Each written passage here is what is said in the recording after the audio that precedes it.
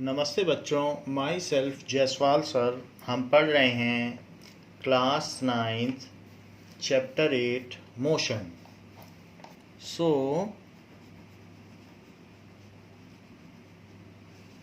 What is motion? Motion क्या है? If position of an object with respect to surrounding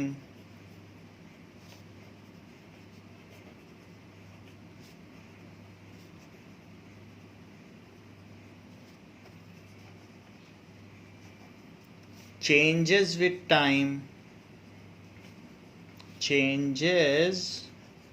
time, then the object is said to be in motion. Is said to be in motion. ये definition हो गई motion की कि अगर किसी object की पोजीशन उसके चारों तरफ के जो भी सराउंडिंग्स हैं उसके रिस्पेक्ट में चेंज होती है समय के साथ साथ, तो ये कहा जाएगा कि ऑब्जेक्ट इन मोशन हुआ।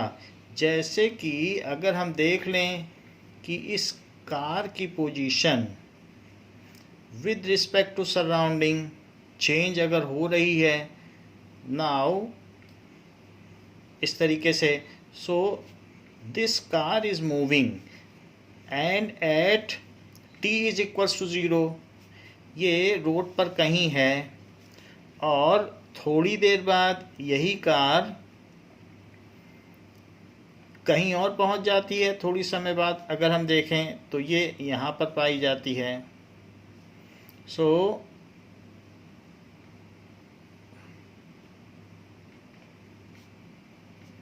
if its position changes with respect to surrounding, so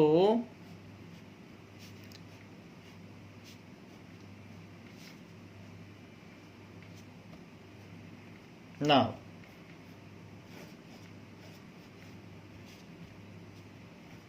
like this surrounding के रिस्पेक्ट में इसकी पोजीशन अगर चेंज हो रही है so it is set to be in motion. तो अभी t is equals to 0 second में ये कार यहाँ पर है और हम देखते हैं कि t is equals to 2 second में ये कार यहाँ पर पाई जा रही है। So that means its position is changing with surrounding. So it will be said that the car is in motion. समय के साथ साथ ये अपनी सराउंडिंग के रिस्पेक्ट में अपनी पोजीशन चेंज कर रही है। इसकी ये न्यू पोजीशन है, तो पहले जहाँ थी अब वहाँ नहीं है, तो ये इसकी कैसी पोजीशन हो गई? New position. जैसे समय बदला with change in time it is at new position. So car is in motion, car is in motion. So surrounding के रिस्पेक्ट में अगर पोजीशन चेंज होगी किसी चीज़ की तो उसे मोशन में कहा जाएगा। Now so what is the common characteristic of a moving object? They continuously change their position with respect to surrounding. So moving object continuously change their position with respect to surrounding with time. Moving object लगातार continuously change their position with respect to surrounding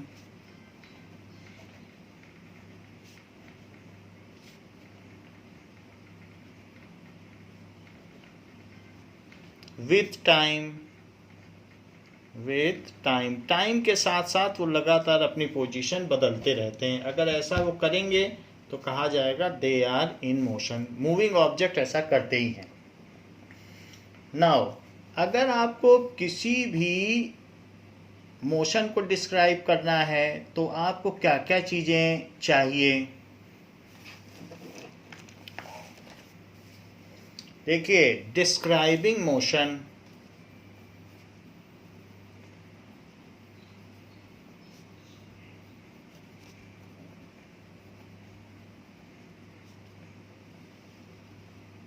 तो अगर आपको किसी motion को describe करना है, motion कैसा हो सकता है? Motion on a straight line भी हो सकता है। कोई भी चीज़, जैसे ट्रेन है, तो मोशन उसमें कैसे हो सकती है? Motion in a straight line हो सकती है, मोशन इन ए प्लेन भी हो सकता है, और मोशन इन 3 डायमेंशन। जैसे कि हम लोग चल फिर रहे हैं तो वो हो गया मोशन इन ए प्लेन। हम ज़मीन में चल रहे हैं तो एक्स और वाई एक्सिस चाहिए होगी, तो दो चीज़ें हैं। और अगर मक्खी उड़ रही है तो उसकी हाइट भी बदल रही है, तो एक तीसरी एक्सिस भी चाहिए होगी, जेड एक्सिस की हाइट इतनी है, तो वो अपनी पोजीशन जो हाउस फ्लाई है वो बदल सकती है। सो मोशन 3 तरीके से हो सकता है। या तो एक लाइन पे हो, जैसे कि रेल की पटरी चलती है, तो मोशन कैसा हो सकता है? Motion in straight line.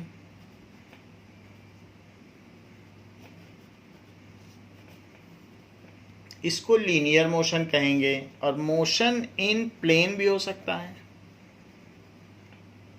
जैसे कोई चल रहा है ज़मीन पर तो वो प्लेन हो गया, और कोई हाउस फ्लाई उड़ रही है तो वो स्पेस में उड़ रही है, उसको हाइट भी उसकी चेंज हो रही है, तो मोशन इन स्पेस।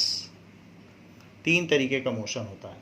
तो जो स्ट्रेट लाइन मोशन है, अगर इसमें सिर्फ आपको एक रेफरेंस एक्सिस चाहिए, अगर आपको सिर्फ मैं एक्स एक्सिस ही दे दूं तो आप इस मोशन को डिस्क्राइब कर लेंगे, क्योंकि 0 1 2 -1 -2, तो कोई चीज़ यहाँ पर है और थोड़े टाइम के बाद वो यहाँ आ जाती है, तो आप कह दोगे कि ये एक्स एक्सिस है। So this is x axis. तो एक्स एक्सिस में कोई चीज़ यहाँ पर है और वो मूव करके यहाँ चली जाती है, तो you can say that object is shifted 2 units towards right from origin. Origin reference point है, जहाँ पर ऑब्जर्वर खड़ा है वही ओरिजिन है, जहाँ आप खड़े हो वो ओरिजिन है। हर एक ऑब्जर्वर अपने लिए ओरिजिन है। अगर क्लास में 20 बच्चे हैं तो 20 बच्चे किसी कार को जहाँ वो खड़े हैं वहीं से देखेंगे, तो वो सारे के सारे खुद के लिए ओरिजिन हैं। जैसे कोई लड़का ये नहीं कहेगा कि कार मेरे दोस्त से इतनी दूरी पर है, वो कहेगा मुझसे इतनी डिस्टेंस पर है। So everybody who is observing A moving object is origin. तो हम जहाँ खड़े हैं वही ओरिजिन है। ओरिजिन को क्या कहा जाता है? रेफरेंस पॉइंट, जहाँ से सारी डिस्टेंस मेजर की जाती है और जहाँ पर ऑब्जर्वर खुद खड़ा रहता है। तो जहाँ पर ऑब्जर्वर खड़ा है और उस मोशन को देख रहा है कि ये ऑब्जेक्ट यहाँ था, यहाँ आ गया, उसको कहेंगे रेफरेंस पॉइंट। और जिस एक्सिस के अलोंग मोशन डिस्क्राइब किया जाता है, ये ऑब्जर्वर बोलेगा कि मुझसे 2 यूनिट राइट पर अभी मूविंग कार है या मूविंग ऑब्जेक्ट है, तो ये इस एक्सिस का यूज़ कर रहा है उसकी डिस्टेंस बताने के लिए। तो सो ही इज़ यूजिंग या she is using this axis to tell the position of object, so it is reference axis. So किसी भी स्ट्रेट लाइन मोशन में ओनली 1 एक्सिस इज रिक्वायर्ड, एक एक्सिस चाहिए। एक्स एक्सिस मिल जाए तो straight line motion describe हो जाए, इसलिए इसे कहेंगे 1 डायमेंशनल मोशन। तो ये कैसा मोशन हुआ? क्योंकि एक एक्सिस ही चाहिए। सो 1 डायमेंशनल मोशन ऐसा है। अब मान लीजिए इन प्लेन में है, तो प्लेन में कोई अगर चल रहा है, ये प्लेन है, कोई भी प्लेन हो सकता है या फील्ड हो सकती है, प्लेग्राउंड भी हो सकता है, तो इसमें 2 परपेंडिकुलर एक्सिस चाहिए, एक एक्स एक्सिस चाहिए और एक वाई एक्सिस। और ऑब्जर्वर यहाँ खड़ा रहता है, जहाँ वो खड़ा है तो वही ओरिजिन है, तो ये ओरिजिन है जो ऑब्जर्वर खड़ा है। तो अभी अगर कोई चीज़ कहीं पर होगी तो वो बता देगा कि वो कहाँ पर है और कहाँ से कहाँ गई। तो उसके लिए वो कार्टेशियन कोऑर्डिनेट ज्योमेट्री का कार्टेशियन प्लेन का यूज़ करेगा, कोऑर्डिनेट ज्योमेट्री का, तो वो बता देगा कि ऑब्जेक्ट यहाँ से मान लीजिए यहाँ चला गया तो शिफ्ट हो गया, तो पहले कहाँ पर था ऑब्जेक्ट, देखिए 0 1 2 3 4 5 और फिर 0 1 2 3 4 5, तो ऑब्जेक्ट 1 2 पे है और अब चला गया 4 3 पे, so object has move from 1 2, so object has moved from 1 2 to 4 3, तो ये 4 3 चला गया, तो इसमें भी ये रेफरेंस पॉइंट है। रेफरेंस पॉइंट क्या है, ये जहाँ पर ये ओरिजिन है, जहाँ पर ये ऑब्जर्वर खड़ा है, जहाँ पर दोनों एक्सिस मीट कर रही हैं, इंटरसेक्ट कर रही हैं, वही तो रेफरेंस पॉइंट है।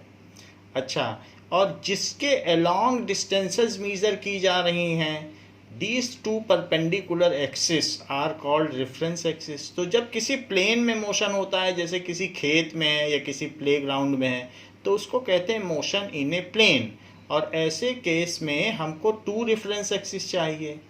सो 2 reference axis are required, 2 reference axis required. चूंकि इसमें 2 रेफरेंस एक्सिस रिक्वायर्ड होती है, इसलिए मोशन इन प्लेन को कहते हैं 2 डायमेंशनल मोशन। इसमें 2 डायमेंशन चाहिए, so it is 2 dimensional motion. So ये 2D मोशन हो गया, 1D 2 डायमेंशनल मोशन। अब जरा इसमें देखें, कभी कभी ऐसा हो जाता है कि स्पेस में मोशन होता है, ये तो जैसे कोई फ्लाई किसी रूम में उड़ रही है, हाउस फ्लाई, तो हमारे पास इसमें एक्स और वाई एक्सिस तो है ही, देखिए इसके अलावा ये देखिए ये वाई एक्सिस तो है, और इधर एक्स एक्सिस ले लीजिए, और एक और एक्सिस चाहिए, क्योंकि उस मक्खी की हाइट भी तो बदल सकती है, तो ऊपर की ओर भी एक हाइट भी लेनी पड़ेगी, जेड एक्सिस। तो एक्स और वाई तो हम वैसे ही करेंगे, लेकिन वो कितनी हाइट पे है, तो हम हाइट भी हमें बतानी पड़ेगी, भाई 2 यूनिट ऊपर है, अब नीचे आ गई, ऊपर चली गई। सो इसलिए इसके अंदर अगर मान लीजिए कोई हाउस फ्लाई उड़ रही है, so it uses 3 dimension, height भी इसमें होगी, क्योंकि चलने वाला आदमी तो उड़ नहीं सकता है, तो उसमें हाइट नहीं है, लेकिन यहाँ तो वो फ्लाई है, उड़ भी सकती है।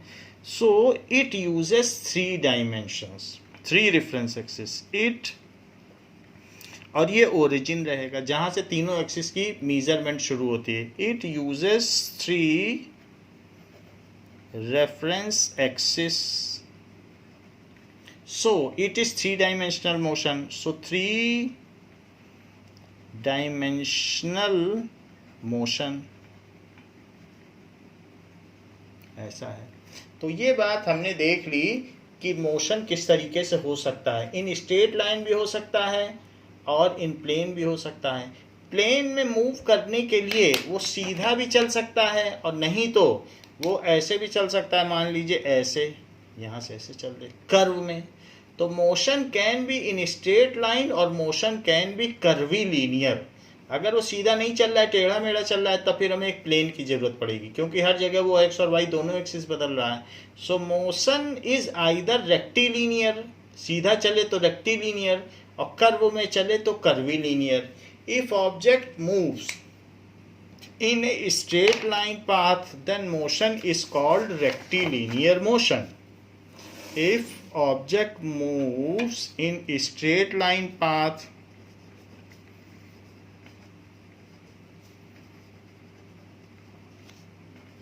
in straight line path, then it is called motion along a straight line. Motion along a straight line, या इसको कहेंगे rectilinear motion. Rectilinear motion. If object does not move in a straight line, if object does not move in a straight line path,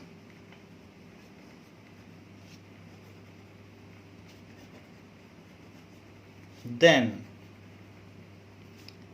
this motion is called curvilinear motion। curvilinear motion। जैसे कि अगर कोई चीज ऐसे जाए, ए से B जाए, लौट भी सकती है, यहाँ जाए और जाने के बाद लौट भी आए, तो भी ये स्ट्रेट लाइन मोशन है। एक ही लाइन पे चले तब तो स्ट्रेट लाइन है। और कोई अगर ऐसे ऐसे चले तो उसके लिए 2 डायमेंशन चाहिए, फिर एक्स और वाई एक्सिस चाहिए, क्योंकि अब इसमें सब चीज़ चेंज हो रही है। 2 एक्सिस चाहिए, क्योंकि ये कार्टेशियन प्लेन में ही डिसाइड किया जा सकता है कि ये पॉइंट कहाँ है, ये पॉइंट कहाँ है। एक एक्सिस से तो नहीं डिसाइड किया जा सकता है। So this is curvilinear motion। This is rectilinear motion।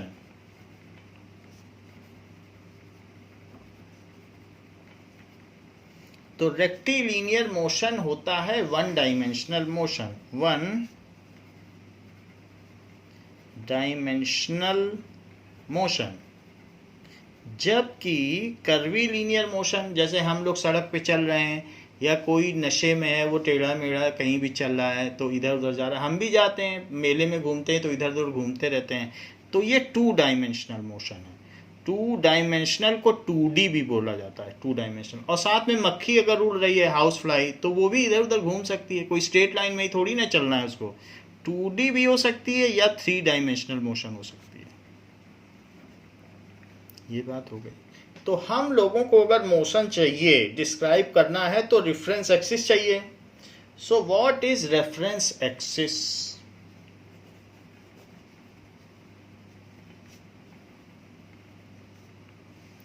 The axis along which the motion is studied is called reference axis।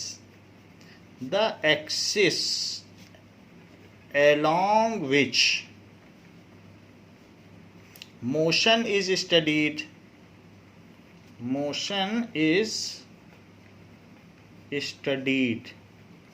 is called reference axis। Reference axis कहा जाएगा। जैसे हम कहेंगे कि यहाँ से ये 2 यूनिट इधर चला गया, 3 यूनिट इधर चला गया, तो रेफरेंस एक्सिस हुई। इसी तरीके से हम इसमें एक्स और वाई एक्सिस लेंगे और बताएंगे कि इसका 2, 3 से 4, 5 चला गया। So X axis, Y axis and Z axis are reference axis. ये सब रेफरेंस एक्सिस होती है। So X axis, Y axis and z axis are reference axis। अगर मान लो कोई चीज सिंगल लाइन में चल रही है तो हम वाई एक्सिस क्यों खोल के बैठे हैं? हमें जितनी जरूरी, हमें एक सिंगल स्केल में स्टडी करना है, हम अननेसेसरी ज़्यादा एक्सिस नहीं खोलेंगे। इफ स्ट्रेट लाइन मोशन है तो सिर्फ एक्स एक्सिस ले लेंगे और उसी में डिस्कस करेंगे। अगर ऐसे कर्वी लीनियर है तो हम एक्स और वाई खोल देंगे। अगर हाइट भी चेंज हो रही है तो हम जेड एक्सिस भी खोल देंगे। So unroll only those much reference axis whatever is needed. आपका मैथ का टेस्ट है तो आप साइंस की बुक और इंग्लिश की बुक तो खोल के नहीं बैठ जाएंगे, तो जिस चीज़ का टेस्ट होगा वही खोलेंगे। तो only that much axis is taken whatever is required. In 1 dimensional motion, 1 axis is opened. In 2 dimensional, x and y axis is opened, and in 3 dimensional motion, x, y and z axis is opened. तो उतनी ही axis हमें खोलनी चाहिए। What is reference point?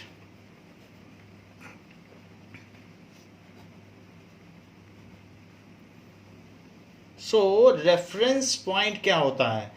The point from which all distances are measured, जहाँ से सारी distance measure की गई है। वास्तव में इस मोशन में देख लो, सभी डिस्टेंसेस तो ओरिजिन से ही ली गई है ना, ये ओरिजिन है, तो सारी डिस्टेंसेस जहाँ से ली जाएंगी, सब डिस्टेंस यहीं से ली जाएंगी, ओरिजिन से ही तो शुरू करते हैं हम चलना।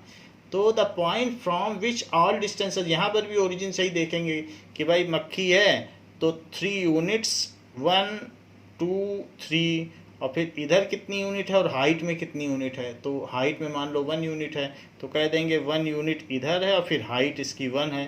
तो इस तरीके से हम बता देंगे कि 3 1 और 1 यानी x y और z, 3x पे चले, y पे 1 चले और हाइट पे 1 चले, तो 3 1 1 हो गया। तो इस तरीके से जहाँ से सारी डिस्टेंस मेजर की जाएगी वही ओरिजिन है या रेफरेंस पॉइंट है। So what is reference point? The point from where all distances are measured.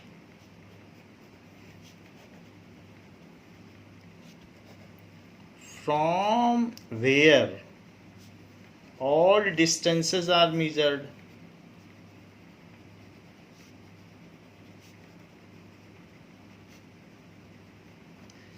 is called reference point.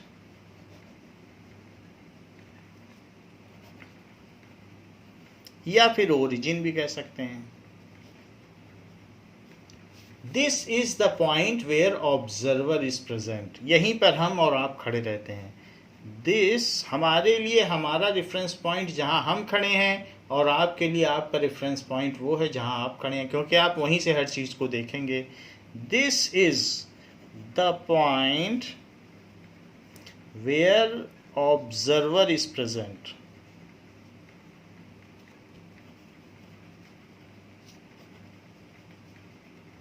तो ऑब्जर्वर यहीं रहता है। And the reference point is should be well defined. जैसे मान लीजिए कहीं अगर प्लेन क्रैश हुआ है, तो हम ये तो नहीं कह सकते कि भाई वो उड़ती चिड़िया से 2 3 4 किलोमीटर के पॉइंट पर हुआ है, यानी XYZ कोऑर्डिनेट उसके बताए जाएं। हम कहेंगे स्टैचू ऑफ लिबर्टी, जो चीज़ वेल डिफाइंड है, जिसको सब लोग जानते हो, वहाँ से इस कोऑर्डिनेट पे प्लेन क्रैश हुआ है, तब चल जाएगा। और नहीं तो उड़ती चिड़िया कोई कहाँ ढूंढने जाएगा कि चिड़िया तो उड़ गई, अब कहाँ ढूंढने जाएं। तो इसलिए जो ओरिजिन सेलेक्ट किया जाएगा या पॉइंट ऑफ रेफरेंस जैसे मीडिया वाला बताएगा तो वो एक कॉमन पॉइंट ऑफ रेफरेंस बताएगा, जो सबके लिए कॉमन हो तो वो कॉमन भी ले सकता है। So the point of reference should be well defined and static, वो हिलता डुलता ना हो। The point of reference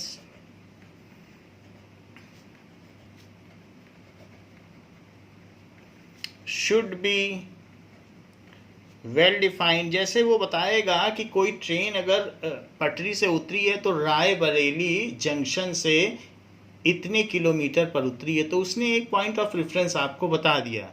वो ये तो नहीं बताएगा मीडिया वाला कि चलती हुई गाय से इतनी दूरी पर ट्रेन पटरी से उतरी है। तो point of reference should be well defined, अच्छी तरीके से उसे डिफाइन किया जाना चाहिए।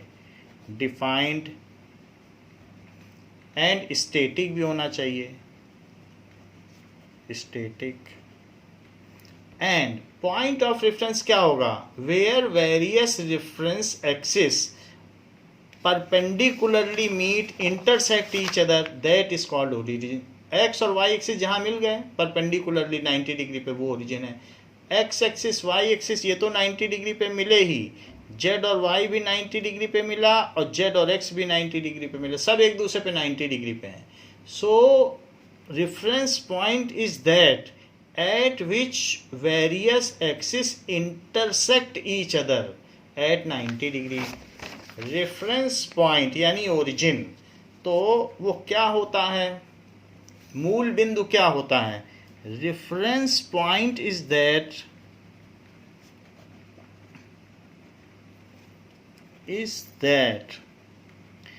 एट विच वेरियस एक्सिस, बहुत सा जो भी एक्सिस हैं x y या z axis, intersect each other at 90 degree। intersect each other at 90 degree. यानी मूल बिंदु वह बिंदु है जहां पर अलग अलग रेफरेंस एक्सिस एक दूसरे को 90 डिग्री पर प्रतिच्छेदित करती हों। सो इस तरीके से हमने देख लिया। Now the chapter is all about motion in straight line. तो हम मोशन इन स्ट्रेट लाइन में ही अपने को लिमिटेड रखेंगे, because this chapter is all about motion in straight line. So motion in straight line जरा देखें। नाउ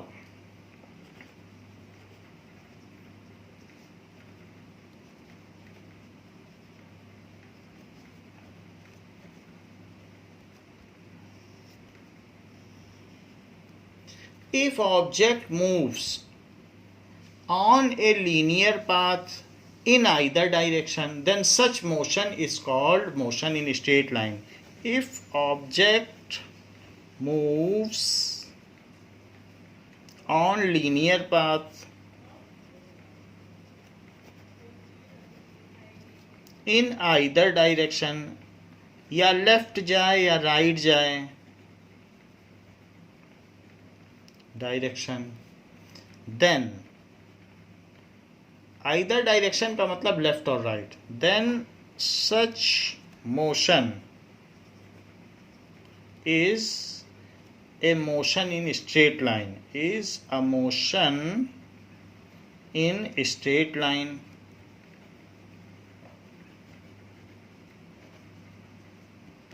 ये motion in straight line है। This motion needs only one reference axis and one reference point. एक origin चाहिए और एक reference axis X axis चाहिए। This motion needs one reference axis, सिर्फ इसको एक एक्सिस चाहिए, एक्स एक्सिस, एंड जिस पर सारी डिस्टेंसेस मेजर की जाएंगी और जहां से मेजर की जाएंगी एक ओरिजिन भी तो चाहिए, and one reference point, and one reference point.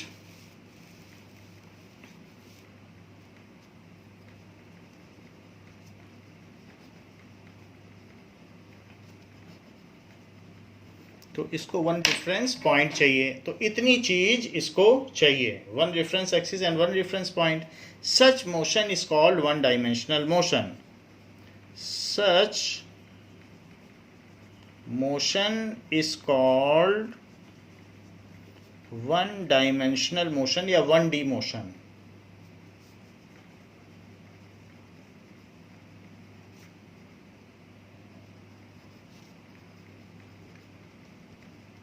Motion जैसे कि अगर हम देखें, सो एक हम रेफरेंस एक्सिस ऐसे ले लेते हैं और इसी में एक ओरिजिन ले लें, तो राइट हैंड साइड में अगर चला जाएगा तो डिस्टेंस प्लस में ली जाएगी ओरिजिन से, और लेफ्ट हैंड साइड अगर कोई चलता है तो माइनस में ली जाएगी। All distances moved towards right are taken positive and moves towards left are taken negative. जैसे ये 10 ले लो, 10 मीटर, 20 मीटर, ये इन मीटर है, इन मीटर, तो 1 सेंटीमीटर को 10 मीटर लिया गया है। 30, 40, 50, 60, और यहाँ पर -10 जैसा लेते हैं, रियल नंबर लाइन पे भी तो ऐसा लेते हैं, -10, -20, 30, -30, -40 ऐसे है। तो इस तरीके से हम ये कह सकते हैं कि मान लीजिए इसमें कुछ पॉइंट्स हैं, ये पॉइंट A है, ये पॉइंट B है, ये पॉइंट C है। सो position of object A, position of A is equals to -20 meter. Position of B is equals to +20 meter, and position of C is equals to +50 metre, ये चीज़ है। सो इस तरीके से हमने देखा कि ए बी सी की हमने अलग अलग पोजीशन देख ली। नाउ अगर मान लीजिए कोई ऑब्जेक्ट मूव कर रहा है, कहीं से कहीं भी मूव कर सकता है क्योंकि मोशन है। सो मान लीजिए कोई चीज बी से सी मूव की है। If object has moved from B to C, तब क्वेश्चन देखिए, if object has moved from B to C, then how much distance it has moved and in which direction? Then how much distance it has moved and in which direction?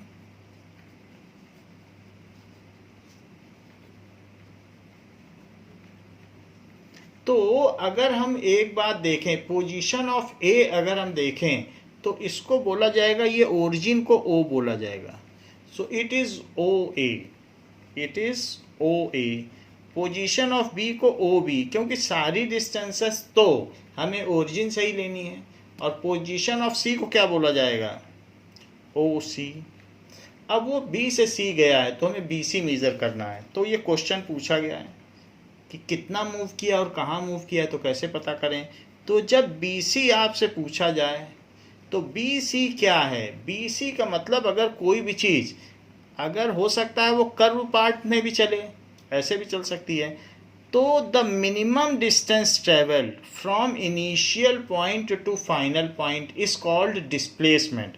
ये total distance travelled है और ये displacement है। Minimum distance अगर एक straight line से मिला दो तो उसको डिस्प्लेसमेंट कहते हैं। ये है टोटल डिस्टेंस ट्रेवल्ड या पाथ लेंथ है, टोटल डिस्टेंस ट्रेवल्ड। और ये क्या है बताइए, डिस्प्लेसमेंट। अभी हम इसकी डेफिनेशन लिखा देंगे। तो जो टोटल डिस्टेंस ट्रेवल्ड है इसका दूसरा नाम है पाथ लेंथ, कितना चले हो। और displacement is the shortest distance between initial point and final point. ये चीज पूछा जा रहा है। तो वो ये पूछ रहा है कि बीसी क्या है, ये पूछ रहा है। नाउ दो डेफिनेशन आप देखिए, the total distance travelled from initial point two final point is called path length. Path length क्या होती है, the total distance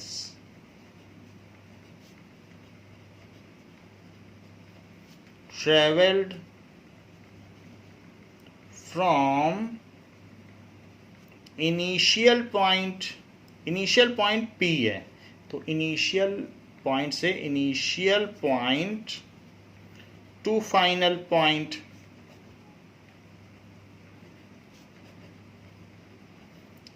is, उसको क्या कहेंगे, इज कॉल्ड पाथ लेंथ।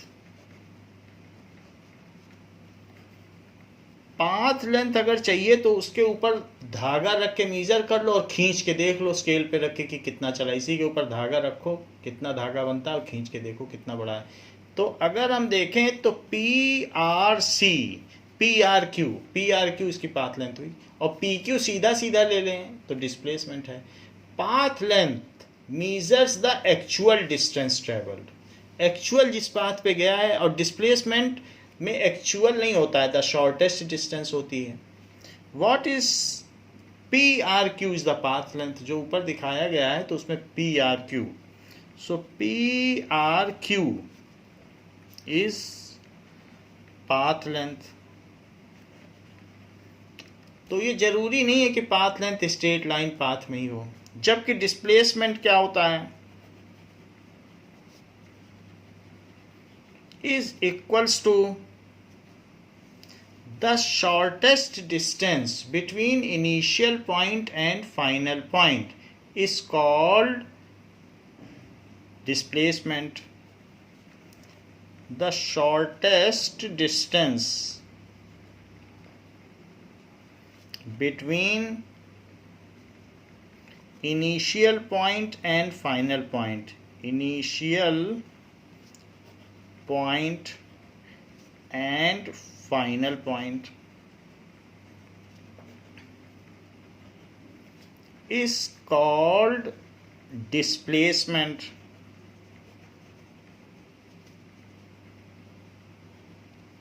उसको डिस्प्लेसमेंट कहेंगे। अच्छा, ये जो डिस्प्लेसमेंट है, मान लीजिए कोई चीज़ P से Q गई, तो ये इनिशियल पॉइंट था, फिर चलते चलते ये Q तक पहुंची, तो हम इसको बिल्कुल ऐसे मिला दें तो हम कह सकते हैं कि ये P से Q, इसका जो डिस्प्लेसमेंट है ये है P से Q, तो ये डिस्प्लेसमेंट हुआ। डिस्प्लेसमेंट में ये 15 मीटर एक्चुअली चला था, लेकिन जब हमने इसको सीधा मिलाया तो मुझे पता चला ये 10 मीटर चला है। अब बताओ ये राइट को चला है कि लेफ्ट को? राइट को चला है, P से Q तो राइट है, यानी ये ईस्ट की ओर चल गया, राइट की ओर, तो हम कहेंगे प्लस 10 मीटर। अगर ये लेफ्ट चला होता तो माइनस होता। तो हम यहाँ पर कह सकते हैं object has moved by 10, the displacement is 10 metre in right direction. Path length में प्लस माइनस नहीं लगाया जाता है, पाथ लेंथ 15 मीटर है, तो इसमें कोई डायरेक्शन नहीं होती, इसमें सिर्फ नंबर होता है, पॉजिटिव क्वांटिटी। सो पाथ लेंथ यहाँ क्या है बताइए? Is 15 metre. और डिस्प्लेसमेंट क्या है?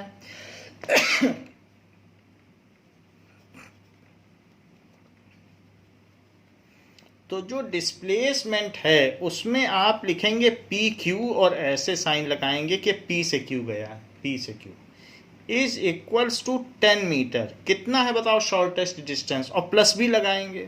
प्लस का क्या मतलब है? Object has moved by 10 metre towards right, यानी ऑब्जेक्ट हैज मूव्ड, मूव्ड भी बोल सकते हो और नहीं तो डिस्प्लेस्ड अच्छा वर्ड है, क्योंकि हम डिस्प्लेसमेंट लिख रहे हैं तो इसलिए इस चीज़ को आप डिस्प्लेस्ड लिखो। विस्थापन क्या होता है? Is has displaced by 10 metre towards right. अब दो चीज़ हैं यहाँ पर, एक तो 10 मीटर है और एक है डायरेक्शन राइट। तो इसको कहते हैं, ये जो नंबर है कि कितना चला है डिस्टेंस, उसको कहते हैं मैग्नीट्यूड। मैग्नीट्यूड यानी जैसे आप 2 किलो आलू लाए, अब उसमें कोई डायरेक्शन तो नहीं होती कि 2 किलो डाउनवर्ड है या अपवर्ड है, 2 किलो तो 2 किलो है। तो इस तरह से किसी के मास में, जब किसी चीज़ का मास निकाला जाता है तो उसमें कोई डायरेक्शन नहीं होती है, लेकिन डिस्प्लेसमेंट एक ऐसी चीज़ है कि डायरेक्शन इसमें ज़रूर होती है। तो ये जो राइट है, राइट की ओर डिस्प्लेस हुआ, ये इसकी डायरेक्शन हुई। So displacement has both magnitude and direction. जबकि पाथ लेंथ पे हमने प्लस माइनस कुछ लगाया नहीं, क्योंकि वो इधर गया, ऊपर गया, नीचे आया, अब इसमें कहाँ डायरेक्शन ढूंढोगे? तो इसलिए इसमें सिर्फ मैग्नीट्यूड है। मैग्नीट्यूड, डायरेक्शन है ही नहीं, क्योंकि टेढ़ा मेढ़ा जा रहा है। स्कूटर से बाजार गए आपके पापा, तो वो कहाँ कहाँ गए वो तो कुछ पता नहीं चलेगा ना। तो displacement has both magnitude and direction, ये लिखने लायक बात है। डिस्प्लेसमेंट जिसमें दोनों चीज हों, मैग्नीट्यूड एंड डायरेक्शन दोनों, उसको कहते हैं vector quantity. Is vector quantity.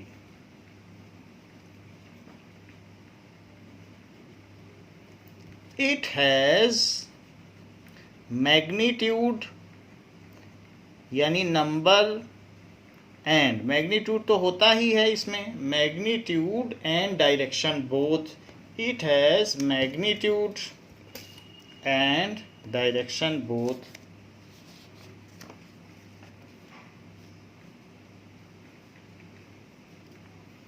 and direction both, ये बात है।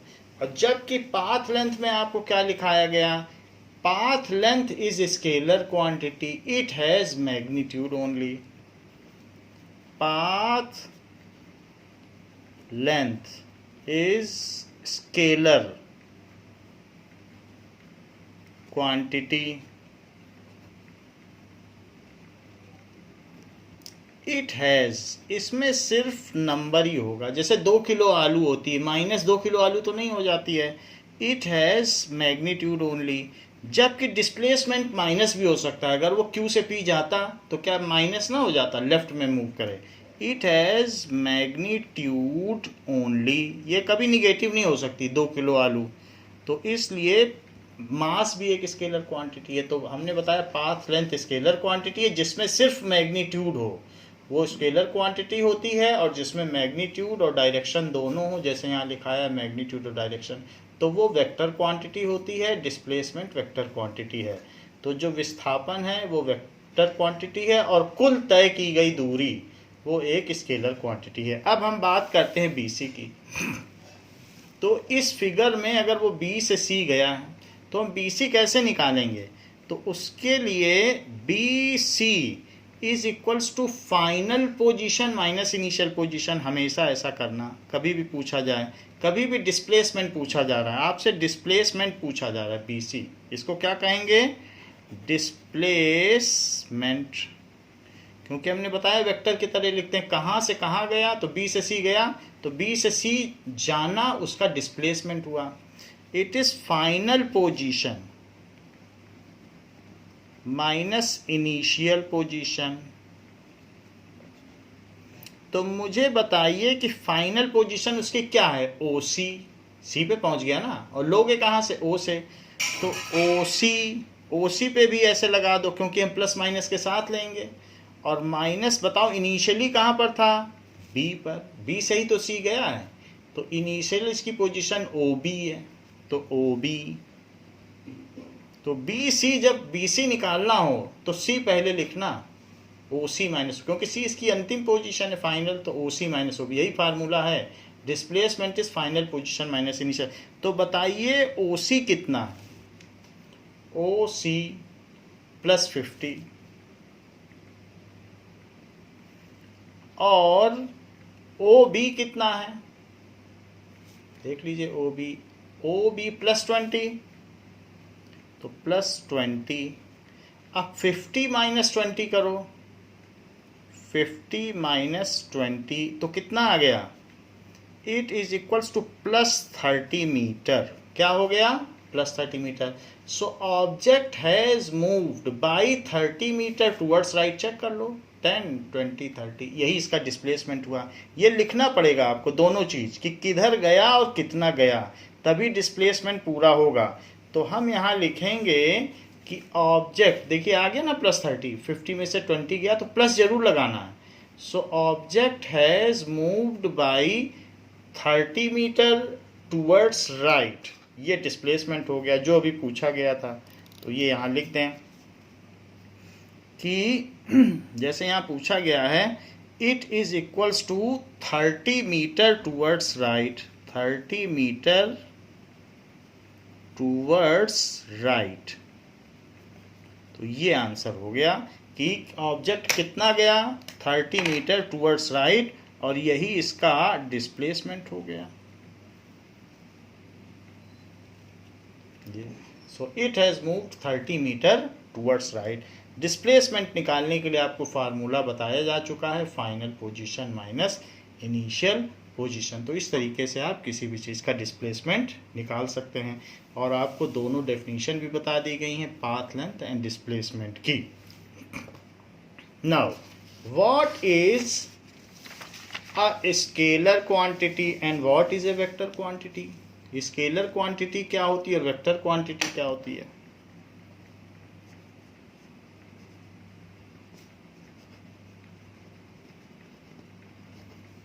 द फिजिकल क्वांटिटी, कोई भी चीज़ हो सकती है, मास, टाइम, ऐसे कुछ भी आपके मन में, फोर्स, कुछ भी आ रहा हो, density.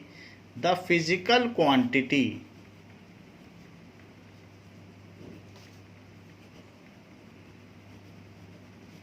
Which has magnitude only, वो हमेशा पॉजिटिव ही रहेगी, उसमें कुछ निगेटिव नहीं होता है। विच हैज मैग्नीट्यूड ओनली,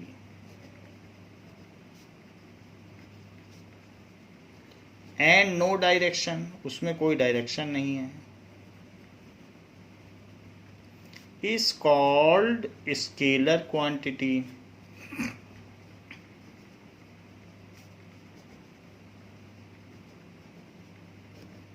जैसे मास हो गया 2 किलो आलू, उसकी कोई डायरेक्शन नहीं है, 2 किलो आलू है तो 2 किलो। टाइम 8:10, कोई डायरेक्शन थोड़ी होती है टाइम की। डेंसिटी, डेंसिटी ना निगेटिव होती है, डेंसिटी होती है बस, तो डेंसिटी हो गई। तो ये सारी चीज़ें अगर हम देखें, किसी चीज़ की बोतल का वॉल्यूम 1 लीटर है, वॉल्यूम, तो वॉल्यूम की क्या डायरेक्शन, कोई डायरेक्शन नहीं। एरिया, 2 मीटर की साड़ी है तो लेंथ की कोई डायरेक्शन नहीं है।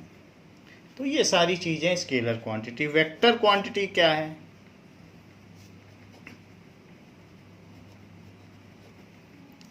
The physical quantity which has magnitude and direction both. The physical quantity which has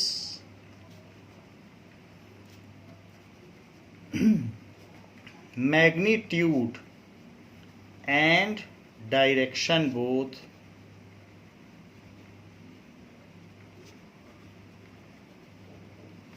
is called vector quantity, is called vector quantity. It may be positive और negative, अगर left में फोर्स लग रहा है तो निगेटिव, राइट में लग रहा है तो पॉजिटिव।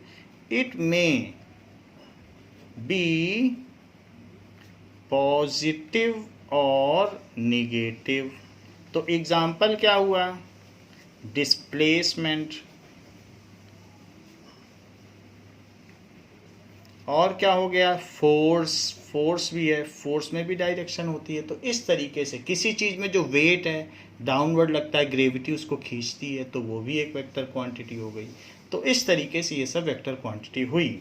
जैसे कि अगर मैं आपसे पूछूं कि एक स्ट्रेट लाइन पाथ है, और स्ट्रेट लाइन पाथ में अगर मान लीजिए ये स्ट्रेट लाइन पाथ दिया गया है और कोई ऑब्जेक्ट इसमें मूव कर रहा है, ये स्ट्रेट लाइन पाथ। तो अब इसमें कोई चीज़ अगर मूव कर रही है, ये -10, -20, -30, -40, एक एक्सिस दी गई है, लीनियर मोशन है, 10, 20, 30, 40। कोई चीज़ शुरू में ए पर थी और बाद में वो बी पर पाई गई, वो यहाँ से मूव करके यहाँ आ गई, ऐसे है। तो ए से भी उसका डिस्प्लेसमेंट हुआ ना। तो पूछा गया है फाइंड डिस्प्लेसमेंट, फाइंड डिस्प्लेसमेंट। तो जहाँ से जहाँ जाया जाता है वो लिखा जाएगा, ए से बी गया है तो ए से B is equals to final position, ये ओ है, final position minus initial position. तो बताओ फाइनली वो कहाँ गया? O B. और इनिशियली कहाँ था? ए पर था, तो ओ से ही तो मेजर करोगे, हर चीज़ रेफरेंस है, ओ ए। तो बताइए बी कितना है? -30, और ए कितना है? +20, तो ब्रैकेट में लिखो +20। सो दिस इज -30, और माइनस अंदर जाएगा तो इसे भी माइनस बना देगा, -50 metre. So object is displaced by 50 metre towards left. Check कर लो, 10, 20, 30, 40, 50, और लेफ्ट में गया इसीलिए minus sign. So object is displaced